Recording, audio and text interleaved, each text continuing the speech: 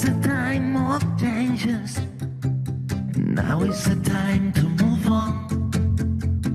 This is the time for solutions. Feel the motion. Be new is born. The any none of you. Now I'm connected to you. The any none of you. Be new will do it for you. This is the time for solutions. Be new is for you. Estamos de vuelta y seguimos con el RE en BINNOVATIVE Mobility. RE de renovables y de renovación, pero también RE de retos, pero así, una RE así de grande. Los que plantea la movilidad en las ciudades y las áreas metropolitanas. Retos como la congestión del tráfico o, por ejemplo, la contaminación atmosférica. De hecho, los hemos visto, yo creo que en casi todos los paneles. Algunos de estos retos podrían resolverse con una mayor cooperación entre el sector público y el privado. Esta música también os suena, seguro que sí. Y también con mejores fuentes de financiación, claves en todos los procesos. Es necesario que los gobiernos locales y centrales entiendan el impacto que supondrá esta renovación para el sector privado. Y también es fundamental que tomen la iniciativa como entidades locales de estos nuevos tipos de servicios de movilidad urbana, como, bueno, ya hemos hablado de ellos, los vehículos conectados, los vehículos compartidos, los drones, en fin.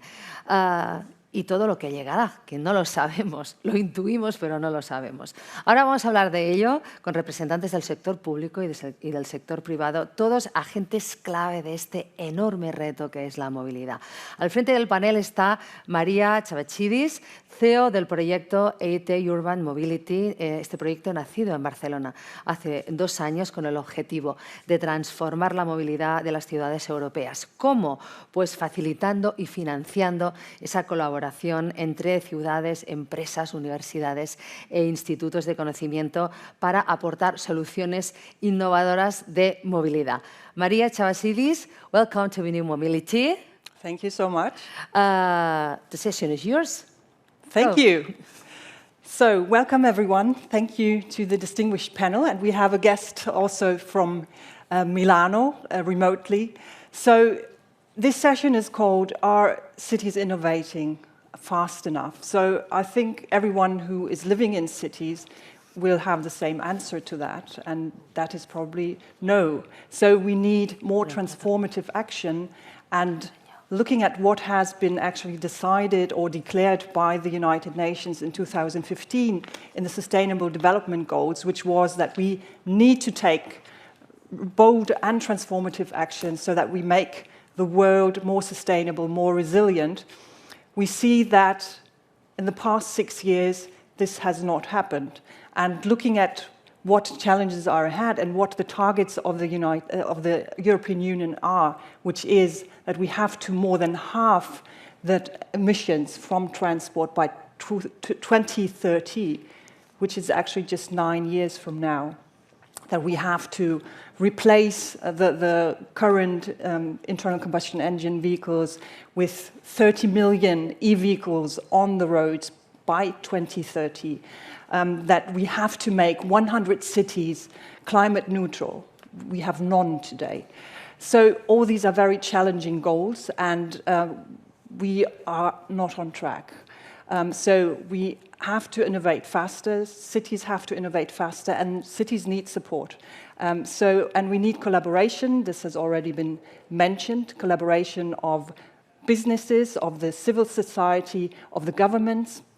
And this is why I'm so happy to have a representation of this. We don't have the civil society, we have them as viewers.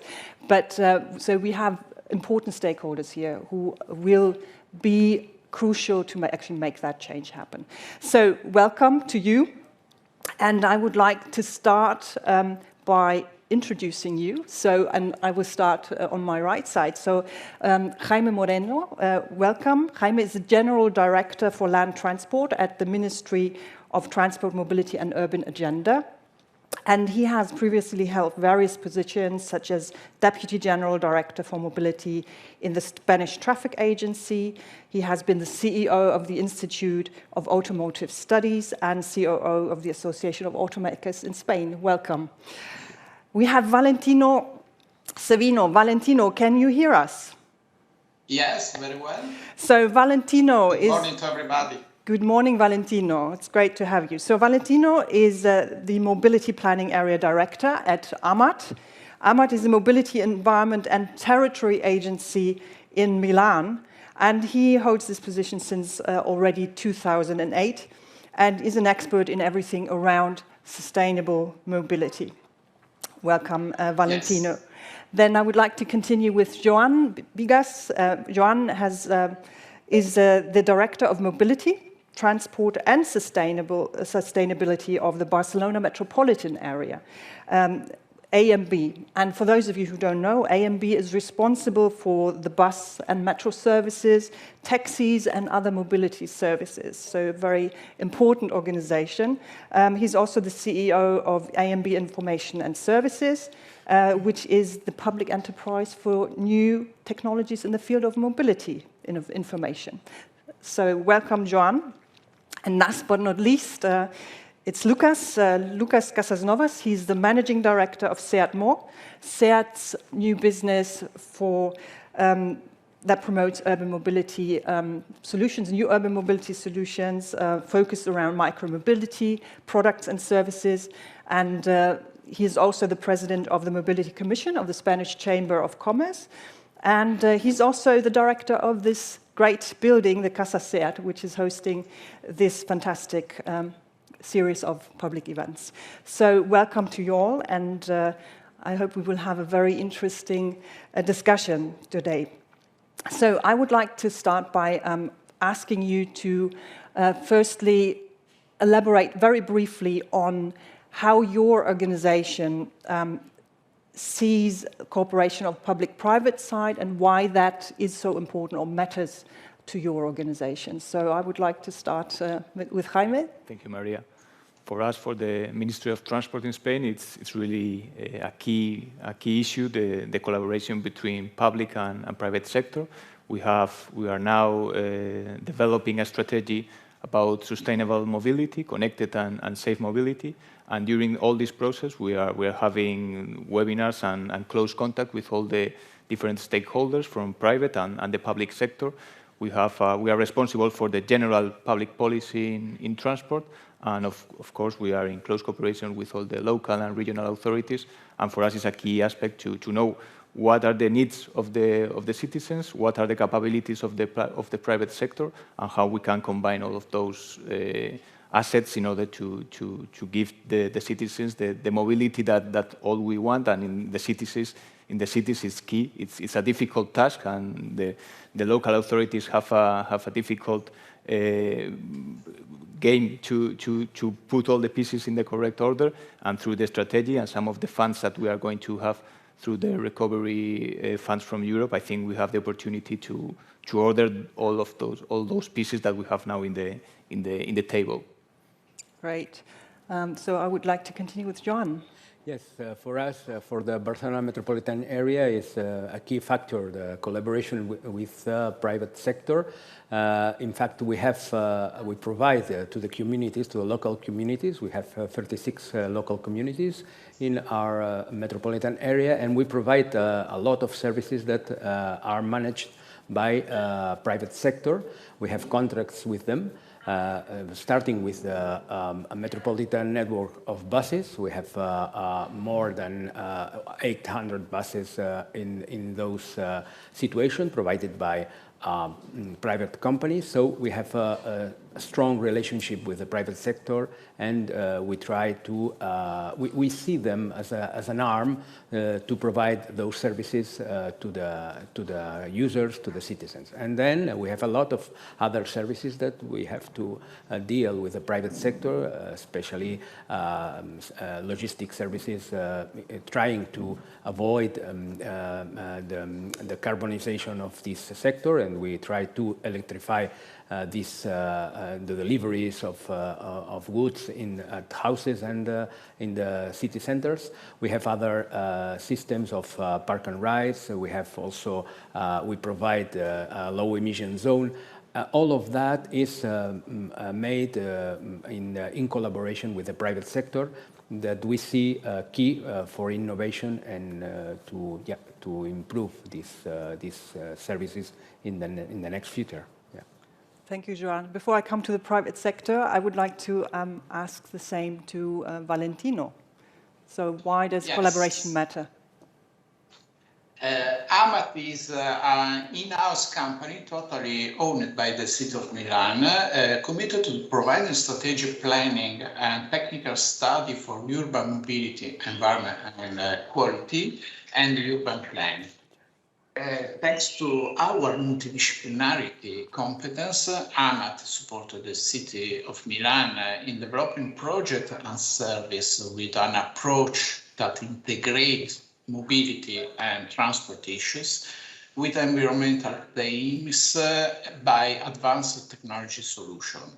AMAT was founded in 2000 just to cover the need to build a bridge in the world of research and development in order to identify, design, and implement innovative projects in the field of urban mobility. So I would like to say that public and private cooperation is in our DNA, and it's play a crucial role for the City of Milan as well when it comes to translating innovation in the practice, and our participation in the KIC 80 urban mobility goes just in this direction.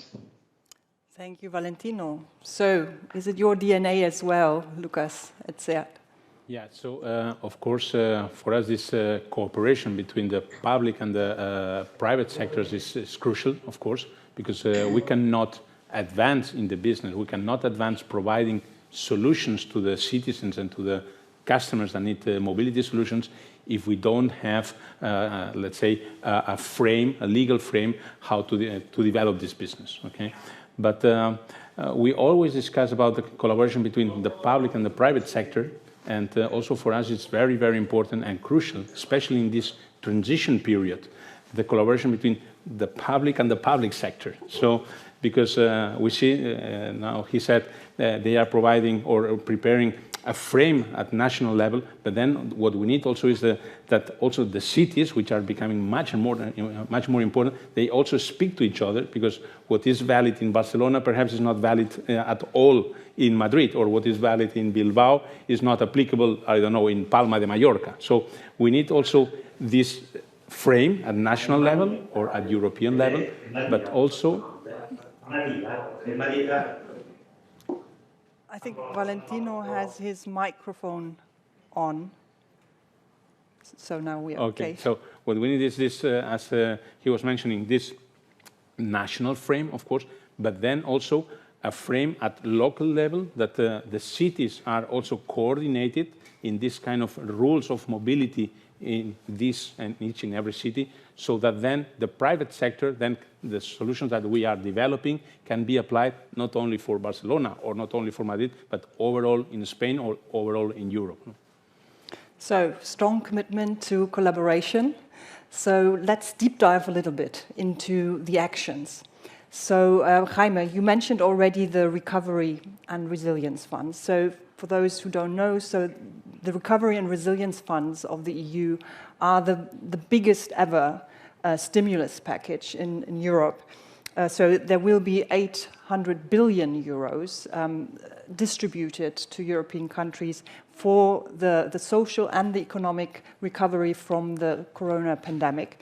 And of course, Spain as a country has been hit very hard by the pandemic, and therefore will get a fair share of those funds. So it's a one-in-a-lifetime chance, many say, to actually transform also urban mobility into a more sustainable system, get more digitalization everywhere, strengthen the economies and the competitiveness also of Europe. In that respect, recovery plans are a unique opportunity, but it requires actions, of course, behind.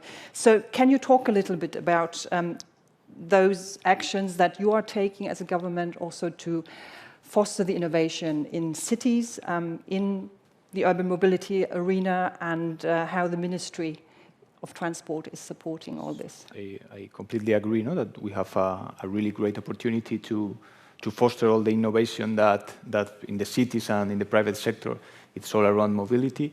And we recently launched a call for 1,000 million euros destinated to the municipalities, and they've presented different projects that are target to obtain a better quality, air quality in the cities, and also for this layer of digitalization for mobility. No? So I think there are two key matters that we are going to put lots of money in the local governments, no? That are the ones that are close to the reality of cities and are the ones that really manage all these problems.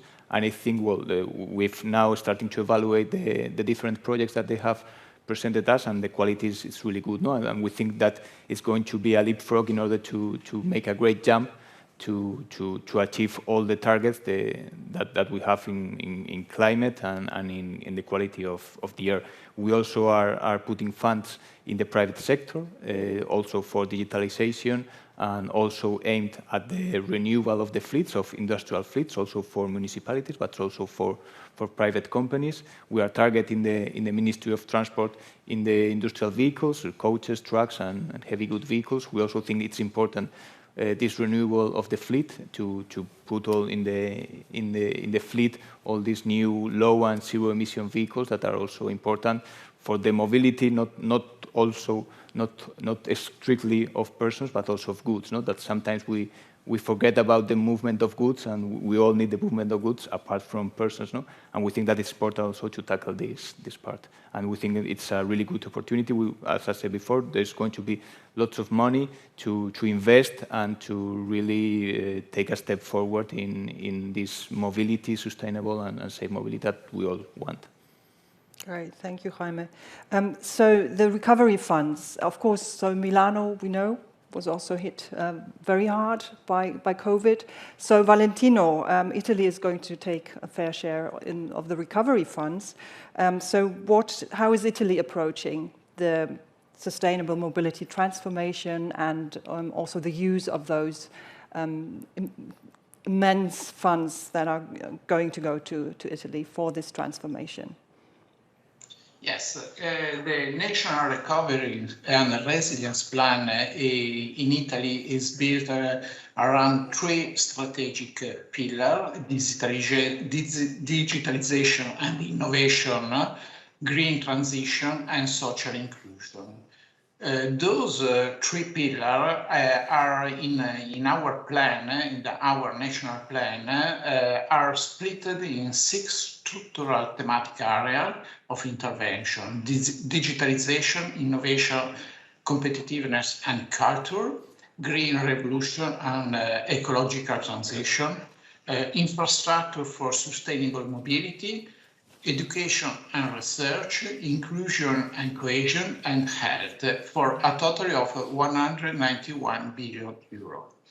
In this context, City of Milan identifies 6 strategic themes as environmental transition, sustainable mobility, social inclusion, schools, digital, and culture. The City of Milan presenting this plan 64 different projects, including energy efficiency of municipal buildings, new district heating network, new infrastructure for mobility, infrastructure depot for recharging full electric bus fleet, new infrastructure for driverless buses, reopening of Naviglia, the channel inside the city of Milan, urban forestation, and other projects for a total of 4.72 billion euros. As you can see, innovation is at the heart of the city of Milan, and Hamat helps the city of Milan to innovate through the development of groundbreaking projects such as those carried within 80 urban mobility.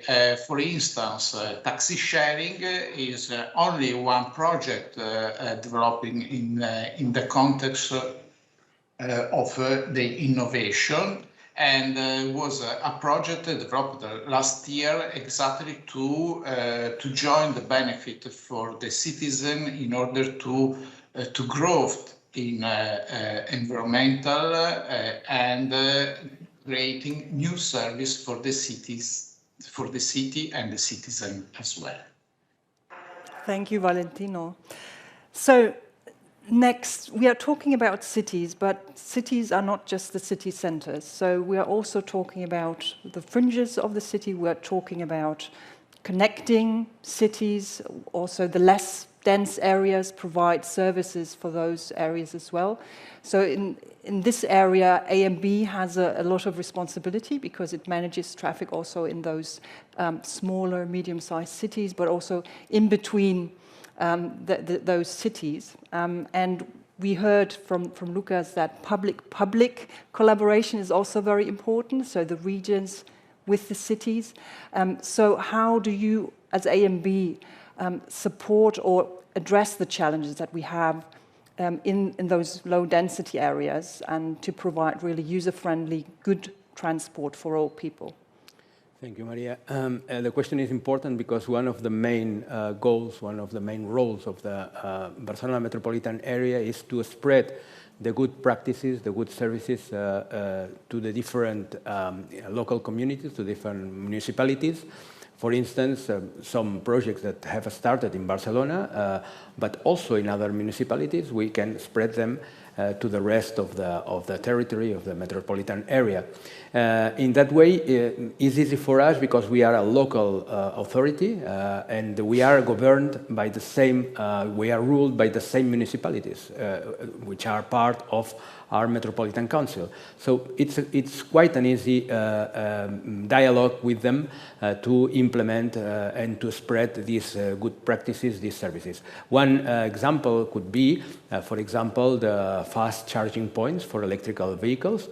That started in Barcelona, and now they have more than 20 fast charging points in the city. But we spread that in the rest of the municipalities in the metropolitan territory, and we have now 10 fast charging points working with the same level of use of that in Barcelona. And we are planning. We have now a contract in the trending way that for more than 40 plus fast charging points. So we will have a total of 50 fast charging points in the next year. That's a good example of this collaboration, but also with other projects like the public bike sharing system that started in Barcelona with the BINNOVATIVE, maybe you know. We will spread that in the next year and the rest of the metropolitan area with another service, the same similar characteristics with electrical bikes. With electric bikes, and that will be done in collaboration with all the municipalities. So we will do that project as imitating the good practice of Barcelona, but adapting that to the needs of the local communities. Another good example would be that we also innovate by ourselves, and we started the project of lockers for private bikes in near the stations, near the main activity centers, and we have now 170 stations with lockers for the people who can keep their private bikes safe while they travel or while they are making the different activities in the city. So that's a good example that started outside of Barcelona, and it has a good results in all the metropolitan area. So that is key for us, this collaboration with the municipalities, and we are taking advantage of all the European funds that we can apply, especially this last funds that were mentioned by Jaime Moreno, this local fund for local authorities that have started through the Ministry of Transport in Spain. They have made this convocatory, and we have applied to those funds, and we have applied more than 200 million between the metropolitan area and the local authorities of the area. So we are very glad of that, and we need those funds to implement these services, these new services, this innovation, and these good practices, to provide a good service to the citizens. Yeah. Thank you. So I'm very happy to hear that BINNOVATIVE is going to be also implemented outside of Barcelona. It's a great system. So I just came with a BINNOVATIVE bike this morning. So it made some noises, but I'm sure that will be fixed. Yeah. So, Lucas, we are seeing not only BINNOVATIVE, but we are seeing a lot of micro-mobility services being brought to the market by the private sector. And Seat Mó is a very good example. So you are launching new services on micro-mobility, shared mobility. But many such services fail, or the uptake is very slow in the market, or because it's a very regulated market, there are barriers actually for fast uptake. So from an industry point of view, what is needed in terms of collaboration with the cities to actually make this implementation of such very good services for the users more faster and more agile? Well, here what we see is that always innovation goes faster, much faster than the regulation, or at least this is our point of view. And also even the citizens, the customers, and their demands are faster than what the industry can provide. So the needs are always faster than the rest. So what we see is that the industry is trying to adapt to these demands, to these needs. But then sometimes we have the barriers of the legislation or administration rules and so on. And here what we think is that always together, of course, but we need this speed also in this collaboration between industry, customer needs, and especially local administration. Because what we see sometimes is either if there is no legislation, then the cities could become the Far West somehow. We see this in some cities with the kick scooters, for example. Now I was told in Rome last weekend, a friend of mine telling me, well, all the kick scooters all over the place. It cannot be. And we are against this, of course. But for this, we need the speed in the regulation. But what we think is that what cannot be is that since we don't have regulation, then we just make prohibitions. So this is not, for us, this is neither the case, no, or not the solution. So what we need is really, really fast and innovative administration working together with the private sector. And I think if the private sector and the local administration are fast enough to provide solutions and provide legislation, then we will have then innovative cities or innovative enough cities in order to cope with the customer needs at the end. No? Because from our point of view, it's, and also as part of this, well, great funds that now they have been put on the table. So this can foster now, this can speed up the new mobility solutions, but then what we need as well is to optimize these funds, optimize these mobility solutions. For us, for example, saying we have buses and then we electrify the buses. So why don't we think, is the bus service good enough? Can we innovate this service? Can we personalize? Instead of having fixed routes, for example, now people are used to go door to door. So how can we then together try to put solutions to have much more flexible and much optimized, for example, bus service? No? And this is what we are trying to also foster, and with local administrations to work together to find better solutions thanks to digitalization, connectivity, and now, of course, thanks to these European funds. No? Thanks, Luca. So that was a very strong statement on, public-private collaboration that needs to happen. So Jaime, let's talk about the Spanish Urban Agenda 2030, which has very ambitious targets and goals for the cities, but the cities will not be able to achieve those goals alone. So they need this ecosystem around them to support them and create innovative solutions. So how can the government foster this cooperation?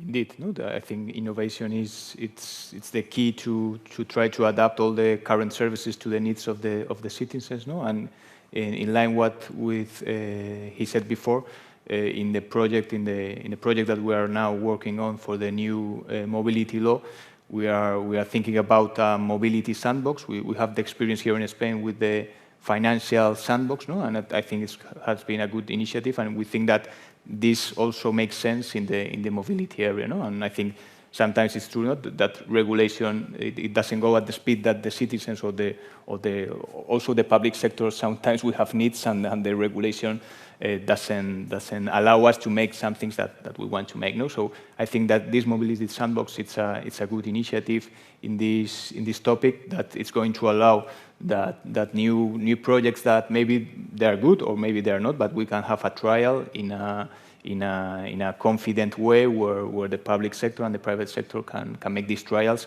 and see if it really makes sense, the new services, and if this has to make afterwards a change in the legal framework. No? So I think with this project that it's included in the project of the future mobility law, I think that this mobility sandbox is going to be a good tool that all of us can use in order to foster innovation and give a better service. That it's what all we want. I think this is a very promising concept. So sandboxes, not only for the kids to be creative, but actually the whole ecosystem to make faster change. Valentino, maybe you could comment on how the governance model of the city of Milan is changing in that respect. So do you see similar developments in Milan? Yes. As I mentioned before, AMAT was created precisely for the purpose of encouraging and pushing for public-private collaboration by developing research and development project playing a catalyst role in close synergy with the world of industry, university, research center, and startup in search of innovative and disruptive projects applied in the field of urban mobility. For instance, the city AMAT and the city of Milan take the opportunity to collaborating with BINNOVA, a very young startup, in order to test an intelligent artificial intelligence platform in order to monitoring all the sharing mobility system we have in our city.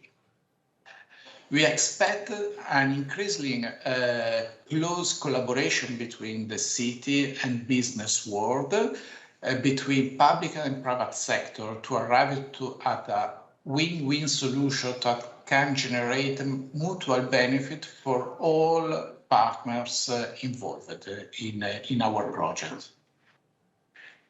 Thank you, Valentino. So, Lucas, we talked about micromobility, but of course that's not all that SEAT is doing. So SEAT is still a car company, and the electrification of the fleets is a big challenge, and the infrastructure to actually enable electric cars to be charged comfortably in cities, basically. So there's lots of investment in this. The Spanish government has allocated 24 billion euros in 3 years to support this transition. But it is still a vast transformation. So how are you tackling this at SEAT, and how are you working with the stakeholders in the system, in the ecosystem, to actually make that transition? Well, basically, we have no choice. This is the thing. So we have no choice. We have to make it. So according to the new European regulation, so by 2035, all vehicles sold in Europe have to be electric, 100% electric. So we need to do this transition. So because it's regulated by law. Not only this, the OEMs or the car manufacturers that do not accomplish certain CO2 levels of the fleet, then we have to pay fines. So we are doing all the necessary things in order to achieve this 2035, and also all the possible things to minimize these fines that we have to pay if we surpass the CO2 limits that we have. So basically, the European Union has decided, and we think it's okay, of course, that in order to accomplish with the Paris agreements, there is a path in order to electrify the fleet. And we are doing this, investing thousands or billions of euros to really change, to transform our car portfolio from ICE, combustion engine cars, to electric cars. But for this, again, then we need also the collaboration and also the speed of the administration in order also to allow us to not only to sell cars. These cars, what do they need? They need the charging infrastructure. So the cities, the governments, and the local administration have to allow to put the charging infrastructure in the cities. We need then also the renewable energy for that, because it would not make sense to electrify the fleet if we then just keep burning petrol or fuel. So we need the renewable energy for that, and then we need the solar panels, then we need aeolic energy. So, and for this we need also the permissions in the cities or in the territory. So we need to really go very fast, and this is sometimes what we can really be missing, that the industry is really going fast because we have some laws to accomplish, but then the administration that has to allow us to really convince the customer, buy an electric car, because then you will have the infrastructure and the electricity will be renewable, then this second part is missing. And then the speed of one part of the ecosystem, the future electric ecosystem, is faster than the other, and then if there is no matching in the speeds, then we can have a mismatch in accomplishing the targets. No? And so for this, we are transforming. We will have all our portfolio, not only SEAT, but also Volkswagen and the other OEMs, of course, will have the portfolio electrified, but then we need at the same time, at the same speed, with the same level of investments or equivalent, to have the charging infrastructure and to have the renewable energy as well. So I think, Lucas, what you mentioned is one of the key problems, that we need the system to click, so the different elements in the system to click like puzzle pieces. Okay. And that makes it very, very complicated, and so it cannot be done without people constantly collaborating and working continuously, and to adjust their approaches to each other. Joan, we have the low emission zone in Barcelona, and sometimes we think that by regulating we will actually, get fast results. Now, the car traffic is back to pre-COVID levels. I don't know if it has surpassed pre-COVID levels already, but so emissions are back, air pollution is back. So do we need more regulation, or what is the answer to that? Well, low emission zone has been, I think, a key solution for the declining of the emissions in the Barcelona metropolitan area. The goal of the low emission zone is just to keep out of the most congested and most polluted areas, to keep out from these areas the most polluting cars. So if we keep out a car of those characteristics. It's the same to keep out 30 new cars. So an old car is polluting 30 times what is polluting a new car. So this is very important to keep those cars out from the city centers and from the polluted sectors. So we need more regulation, we need to advance on that, but I think it has been a good solution, and it's a good example for the rest of the country. In fact, the Ministry of Transport has now it's compulsory for all the municipalities more than 50,000 inhabitants to put in operation those low emission zones in all Spain by 2023, I think. So this is a kind of regulation that we need. But I wanted to make a consideration about the regulation of the public sector. Sometimes here I remind a question that Jorge Wagensberg was the director of the Science Museum in Barcelona. He made this question usually, and he said, if this is the answer, what was the question?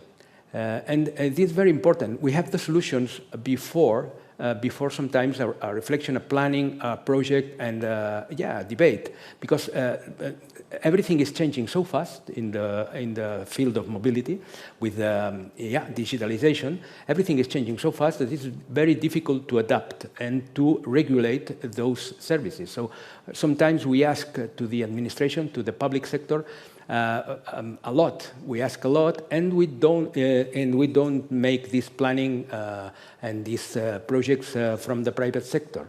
So we put the services before we ask the question: what is the need, and what was the question? So I think we have to make a debate on that. That everything is going so fast, and we have to keep calm and to project good solutions. That at the same time they need a guarantee, a legal guarantee for all the citizens and for all the companies.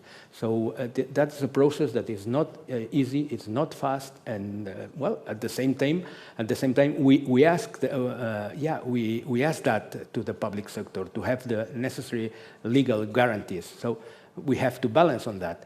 And we need to make a reflection and to make a debate on that, I think. So that was my consideration. Thank you for that consideration, John. So we have to stay calm, but we have to be fast as well. And we have to take transformative action. So that's a lot to bring into balance. So maybe as a final reflection from your side. So we've heard we need a lot of collaboration. We need to act now. We don't have a choice.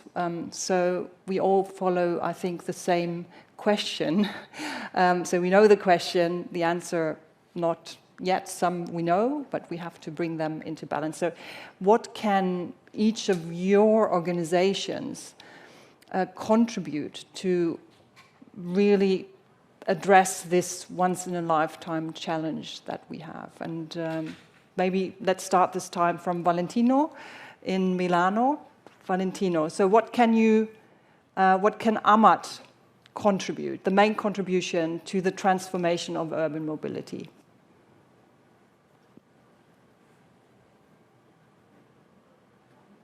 You're muted, Valentino.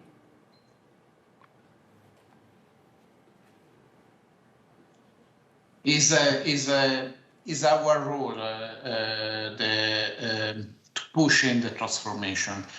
We monitoring day by day all the mobility system in order to give to the policymaker the possibility to take the right choice in relation to the mobility, and in order to plan the best solution for the city in relation to the different mobility service. And I'm sure that the collaboration between the public and the private sector and the research sector, the university, is a crucial modality to work for the future mobility. Thank you, Valentino. Lucas, industry. What will industry contribute? Well, we will contribute by providing first electric vehicles, not only cars, but also motorcycles, kick scooters, so everything electric. We are going to electrify the city and mobility.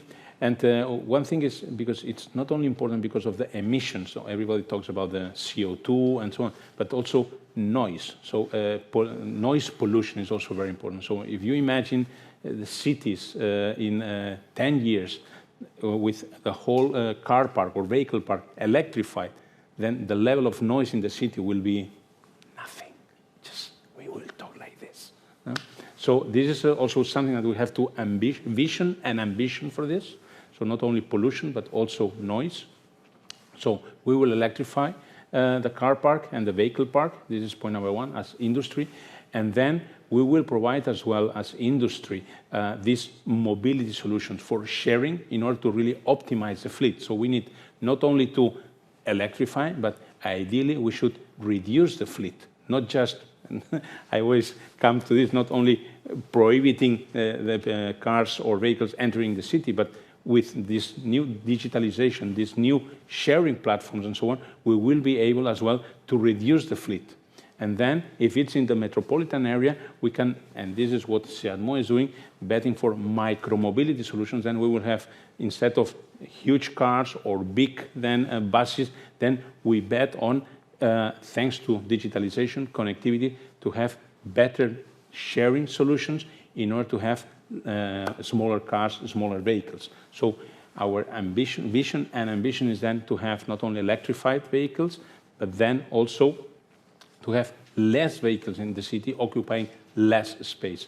And this would be somehow our vision, our contribution to this better cities, better life in the metropolitan areas. Thank you, Lucas. And then that space will then be for children to play and make some noise instead of the cars making the noises. Joan, so AMB, an operator of so many different modes of transport, so a high burden, I would say, on your shoulders. So what is your vision of the role of AMB in that transformation? Well, I would say that in general we need authorities that are at the metropolitan level. I mean, the mobility is taking place at the metropolitan level, not only at the level of city, local community, but it's spreading all around the city, all around these metropolitan areas. So I think we need metropolitan local authorities in all the country, and of course in Europe they have developed a lot of those authorities. We need PTAs that provide services at the metropolitan level and that coordinate the efforts of the different local communities to achieve those good projects. So I think this is a challenge that we have. I think metropolitan area of Barcelona is making or is ruling this, is doing this role in our region, and I think this is a good instrument that we have to use. So I would like to have these instruments all over the country. And I think that would be very good for the mobility and for the innovation, of course, of the mobility in the future. Thank you. So, and last but not least, the government, which has lots of funds, which need to be put into, well, impactful use. So, Jaime, how is your organization going to support the transformation?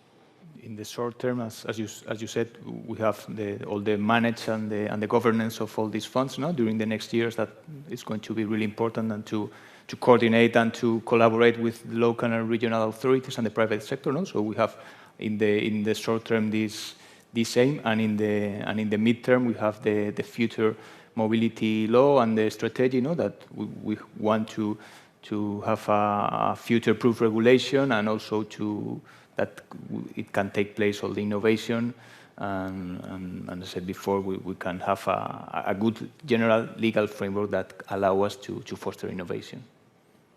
Thank you so much. So thank you, Jaime, Joan, Lucas, Valentino in Milano. Thank you so much. So we have a once-in-a-lifetime challenge, but we also have a once-in-a-lifetime opportunity. So let's create the new mobility together. Thank you. Gracias, gracias a todos. Gracias, María. Bueno, qué difícil. ¿Cuántas cosas se han dicho aquí? Teníamos dos equipos, el equipo público y el equipo privado. De buen rollo, pero se han dicho aquí muchas cosas. Empezamos por el principio. Todos de acuerdo en que estamos en un periodo de transición. Ahora, en este momento, es un periodo clave para la colaboración. Todos dispuestos a colaborar. Nos dicen desde la Administración Pública que tienen que conocer cuáles son las necesidades de los ciudadanos y también las capacidades del sector privado, para poder un poco pues, visionar hacia dónde, cuál es el camino. Responden desde el sector privado que es que las necesidades siempre van por delante, incluso por delante de las empresas, porque los ciudadanos, la ciudadanía va a todo gas, rápidamente. Y dicen que muchas veces la administración pública es una barrera y que ante la duda, en vez de regular, lo que hacen es prohibir, y eso es nefasto, ¿no? Porque se encuentran ahí una pared muy importante. Nos hablaban también que es muy importante cuando hablamos de innovación, si se innova en Barcelona, compartir esa información, compartirlo con las otras ciudades del mundo para no repetir tareas, ¿no? Y para avanzar siempre rápidamente. Ahora nos decían también desde la Administración Pública que es un momento de oro para esos fondos europeos que llegan aquí, para estos proyectos que nos hacen mirar hacia el futuro. Es difícil, incluso desde la Administración Pública nos decían, es que a veces queremos y no podemos, ¿no? Las trabas de la propia Administración hacen que sea difícil avanzar en esa legislación. Y ese horizonte del 2035, donde todo será electrificado y donde podremos susurrar por las calles porque no habrá ruidos. Qué bonito. Lo que queda claro es que hay que encajar ese puzzle sea como sea. Gracias a todos. Un panel muy interesante. Seguimos después en BINNOVATIVE preguntándonos sobre el futuro de la movilidad y trazando una hoja de ruta mundial hasta 2030. Seguimos. Hasta ahora.